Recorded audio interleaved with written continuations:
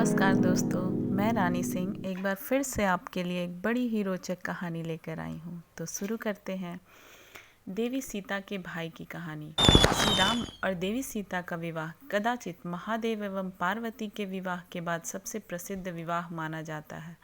इस विवाह की एक और विशेषता ये थी कि इस विवाह में त्रिदेवों सहित लगभग सभी मुख्य देवता किसी न किसी रूप में उपस्थित थे। कोई भी इस विवाह को देखने का मोह छोड़ना नहीं चाहता था। श्री राम, महर्षि वशिष्ठ एवं राजऋषि विश्वामित्र को भी इसका ज्ञान था। कहा जाता है कि उनका विवाह देखने को स्वयं ब्रह्मा, विष्णु एवं रुद्र ब्राह्मणों के वेश में आए थे। चारों भाइयों में श्री राम का विवाह सबसे पहले हुआ। विवाह का मंत्रोच्चारण चल रहा था और उसी बीच कन्या के भाई द्वारा की जाने वाली विधि आई। इस विधि में कन्या का भाई कन्या के आगे आगे चलते हुए लावे का छिड़काव करता है।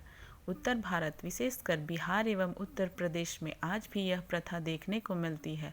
विवाह पुरोहित ने जब इस प्रथा के लिए कन्या के भाई का आवाहन किया तो ये विचार किया जाने लगा कि इस प्रथा को कौन पूरा कर सकता है। अब समस्या ये थी कि उस समय वहाँ ऐसा कोई नहीं था जो माता सीता के भाई की भूमिका निभा सके। अपनी पुत्री के विवाह में इस प्रकार विलंब होता देखकर पृथ्वी माता भी दुखी हो गई। चर्चा चल ही रही थी कि अचानक एक श्याम वर्ण का युवक उठा और उसने इस विधि को पूरा करने के लिए आज्ञा मांगी। वास्तव में वह स्वयं मंगल देव थे, जो वेश बदलकर नवग्रहों सहित श्री राम का विवाह देखने को वहां आए थे। देवी सीता का जन्म पृथ्वी से हुआ था और मंगल भी पृथ्वी के पुत्र थे। इस नाते वे देवी सीता के भाई भी थे।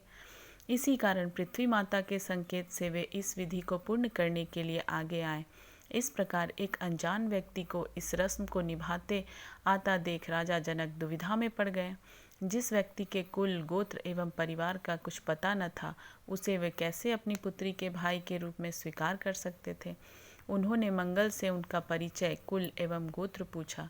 इस पर मंगल देव ने मुस्कुराते हुए कहा, हे राम महाराज जनक, मैं अकारण ही आपकी पुत्री के भाई का कर्तव्य पूर्ण करने को नहीं उठा हूँ।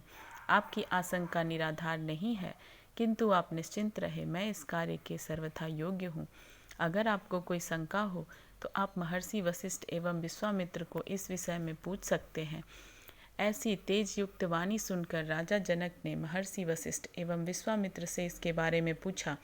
वे दोनों तो सब जानते ही थे, अतः उन्होंने खुशी से इसकी आज्ञा दे दी थी। इस प्रकार गुरुजनों से आज्ञा पाने के बाद मंगल ने देवी सीता के भाई के रूप में सारी रस्में निभाई।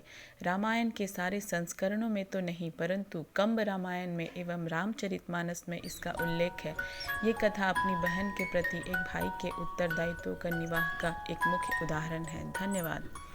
आपको ये जानकारी कैसी लगी? Please do comment, share and like.